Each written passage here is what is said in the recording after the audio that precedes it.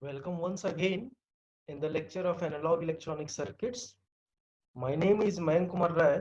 I am associate professor in the Department of Electronics and Communication Engineering. Today I am going to take a lecture on transistor biasing. In this lecture, I shall be covering these key points. Number one, purpose of transistor biasing. Number two, DC operating points. Number three, effects of bias point location on allowable signal swing. And in the later section of this video, I shall discuss about stabilization against variation in ICO and beta. And the contents of this lecture are based on the following books. Number one, Integrated Electronics, Analog and Digital Circuits and Systems. Number two, Microelectronic Circuits Theory and Application. And last one, Electronic Devices and Circuit Theory. So now I'm going to start this lecture with my first topic, which is purpose of transistor biasing. As we know that the basic function of transistor is to do amplification.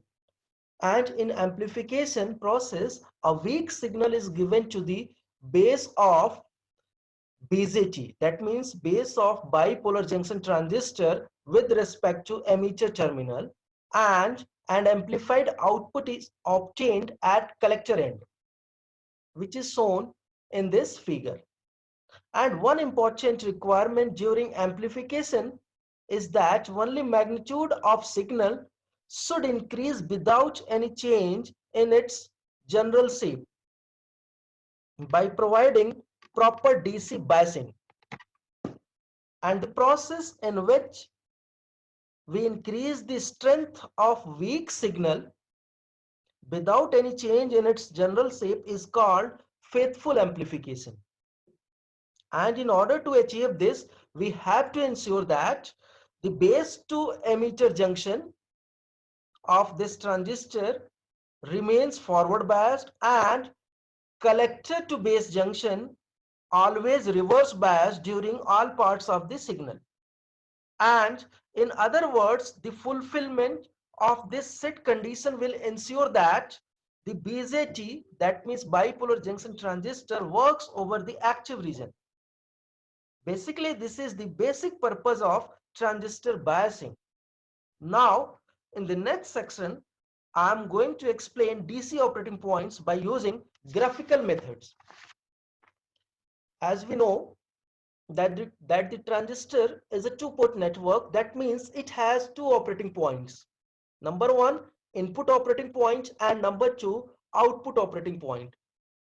Generally, these two DC operating points, means input operating point and output operating point, are explained using graphical method because it is illustrated to portray graphically the operation of the BJT amplifier circuit. Now, I'm going to explain first of all input DC operating point with the help of input characteristics of common emitter configuration based circuit. And to develop better understanding, I have considered here a common emitter configuration based circuit and apply a DC bias condition by setting a small signal AC voltage source. That means V input is equal to 0. That means AC voltage sources are short circuited in DC bias condition. That's why in this circuit, a small signal input voltage is replaced by a wire or replaced by a short circuit, which is shown in this diagram. And now we next apply KVL to the base side of this circuit and get an expression which is formulated in equation number 1.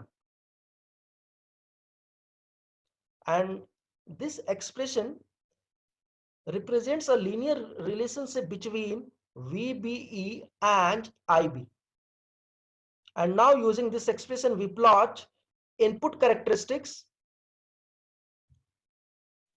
which is the curve between base current and base to emitter voltage at constant collector to emitter voltage.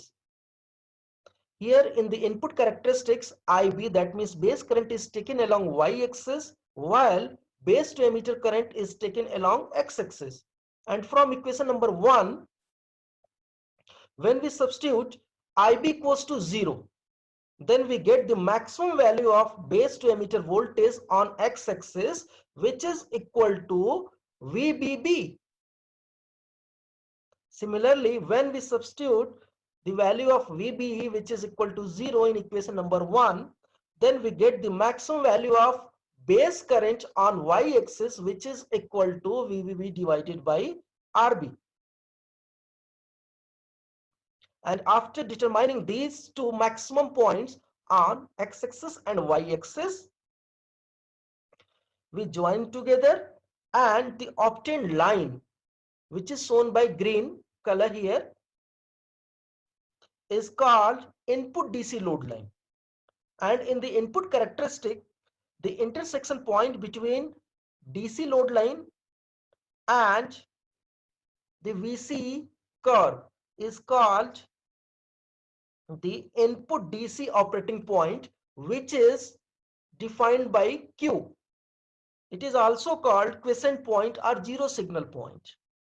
And the corresponding x-axis and y-axis coordinates are defined as VBQ and IBQ respectively. Now to explain output DC operating point, we apply KVL to the collector side of this circuit.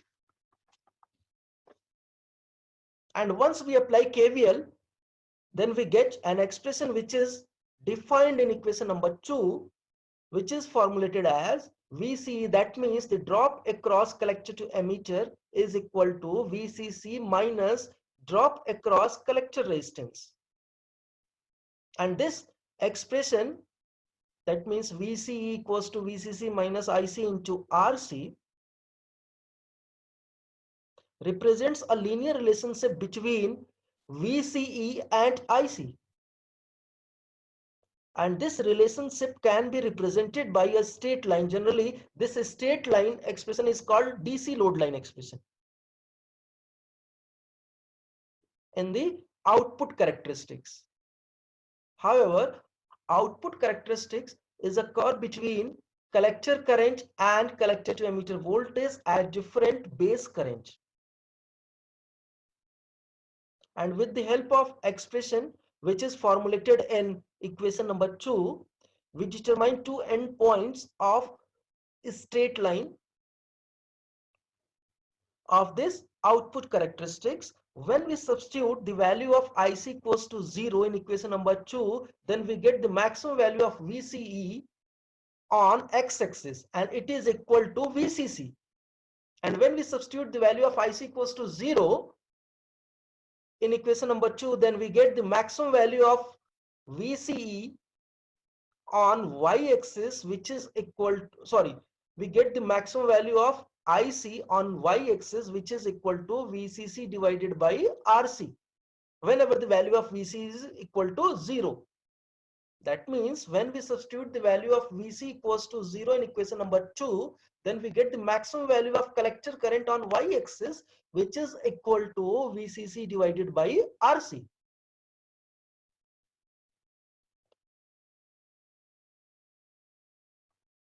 And then finally, after determining these 2 points, that means these 2 maximum points on x-axis and y-axis, we join these 2 points and a load line is drawn in this output characteristics, and the intersection point between load line and a required base current is called Q point or quiescent point, which is defined by capital Q, and the corresponding coordinates are x-axis and y-axis are defined as VCQ and ICQ here.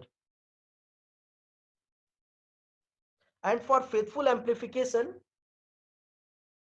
as I have said earlier, that the DC operating point should be located at the center of DC load line or in the middle of active region. Actually, in this output characteristics, there are three regions.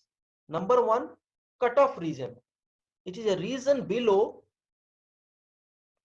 cutoff point.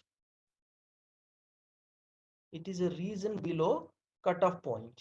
And the region between VC sat and VC equals to 0 is called saturation region. And the region between saturation point and cutoff point is called active region. And for faithful amplification, this DC operating point must be located at the center of this load line or in the middle of this active region. Now, I'm going to explain the importance of DC operating points using voltage transfer characteristics and output characteristics of common emitter based configuration circuit. In my next slide. So this diagram shows the voltage transfer characteristics. This is a curve between V output and V input. Here V output is equal to instantaneous collector to emitter voltage and input voltage is equal to instantaneous base to emitter voltage. And here instantaneous collector to emitter voltage is a sum of DC component and AC component. DC component is defined by capital VCE and AC component is defined here by a small v with subscript small ce.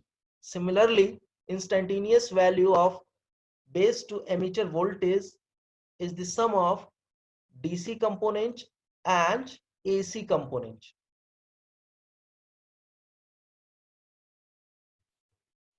And to understand the voltage transfer characteristics, we first of all we have to derive the relation between input voltage and output voltage, which is expressed in this expression. And this expression is obtained when we substitute the value of active mode collector current, which is equal to saturation current, that means reverse saturation current, into e raised to power VBE divided by thermal voltage in the load line expression.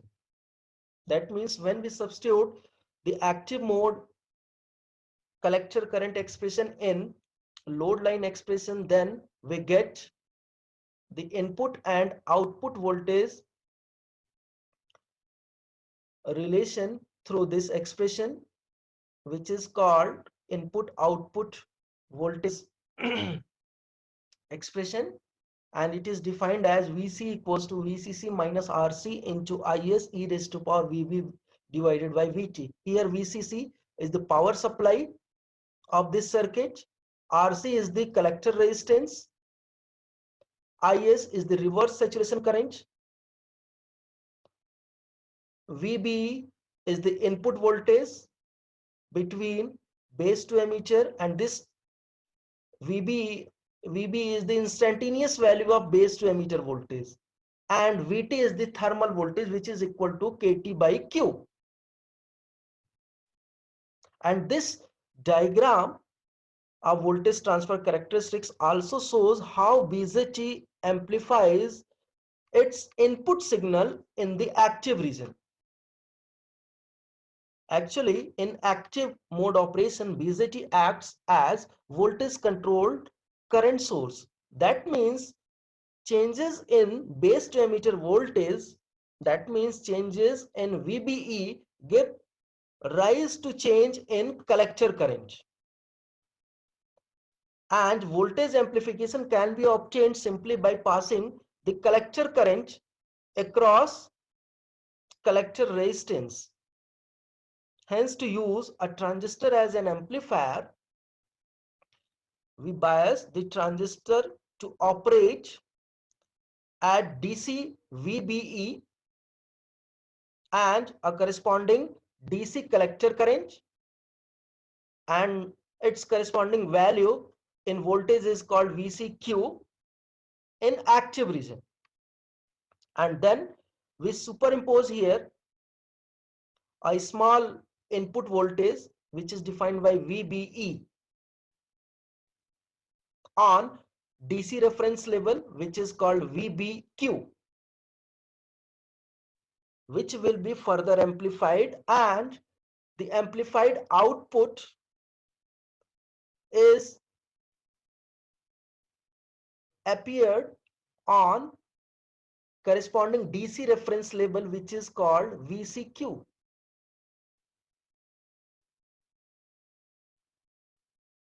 And to fulfillment the requirement of a small signal approximation, the value of VBE, that means peak to peak value of small VBE, is chosen sufficiently small so that the instantaneous operating point is confined to a linear segment in this region of V0, that means VCE, and VBE curve. So this is the voltage transfer characteristics of common emitter configuration based circuit, and this is the curve between output voltage and input voltage. And in this circuit, which is based on common emitter configuration, output is equal to VCE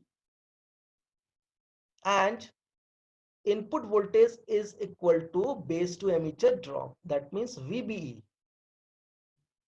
And here instantaneous value of collector to emitter voltage is taken along y-axis, and instantaneous value of base to emitter voltage is taken along x-axis. And in the output characteristics,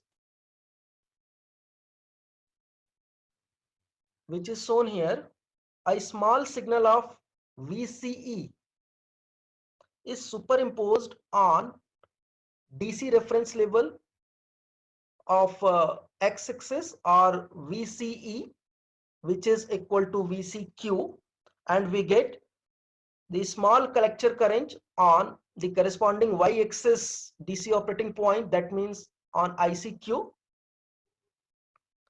Of it has been noted here that the placing of DC operating point should be appropriate.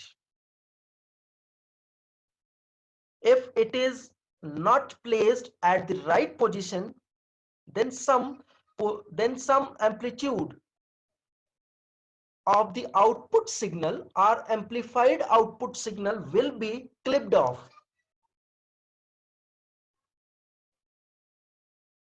Now I'm going to explain the effect of bias point location on allowable signal swing in my next slide.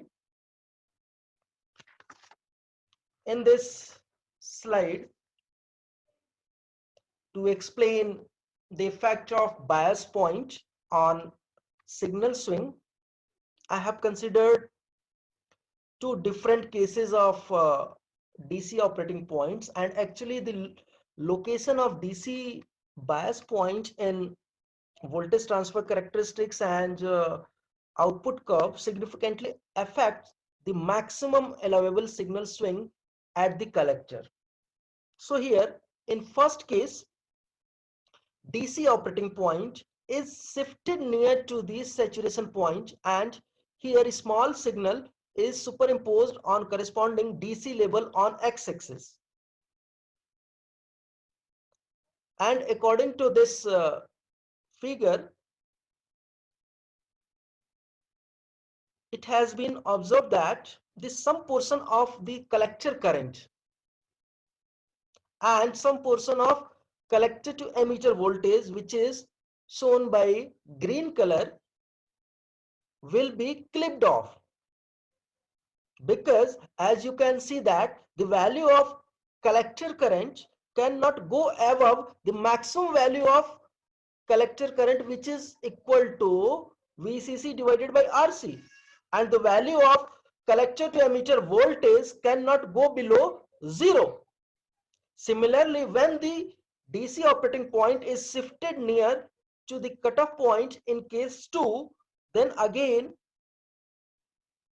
a portion of collector current and the portion of collector to emitter voltage will get clipped, because the value of collector current cannot go below 0 and the value of collector to emitter voltage cannot go beyond Vc max, which is equal to Vcc. Therefore, on the basis of this discussion, we can say that the DC operating point must be located in the center of active region, where we get full swing in the output signal, and in this operating region the gain of BJT is almost constant.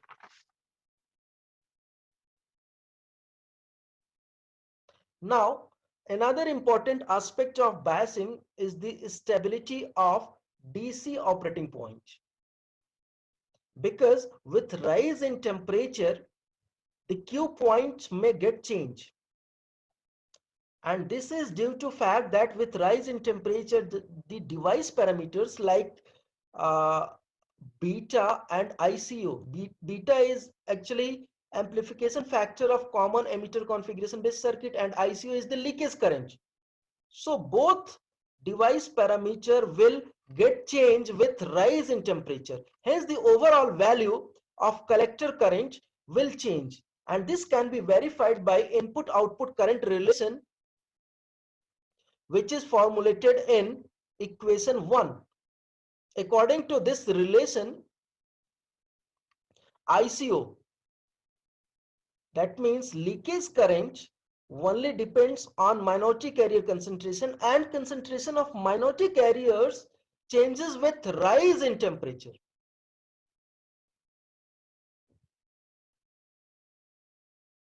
That's why ICO increases with rise in temperature. Also, another factor which is also a function of temperature, and this factor is beta. Therefore, it is clear from equation number 1 that if ICO and beta increase with rise in temperature, the final value of collector current will increase, and further this increased ICO, that means this further increased ICO, that means collector current will raise the temperature of the transistor, which in turn will cause ICO and beta to increase.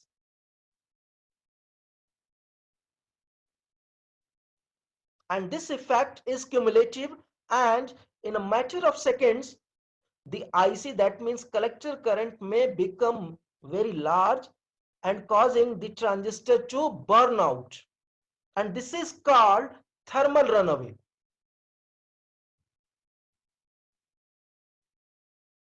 And in order to avoid this situation, DC operating point must be stable. That means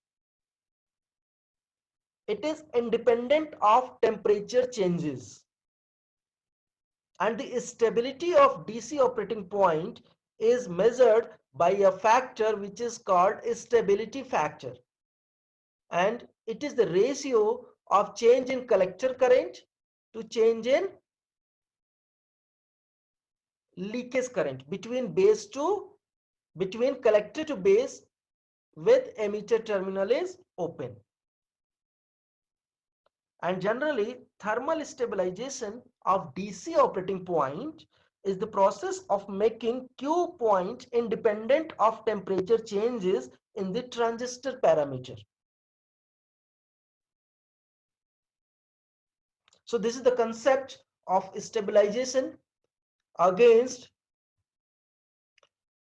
variation in ICO and beta. Now I'm going to stop here, and I hope this video will help you to improve your understanding, especially for this topic. So now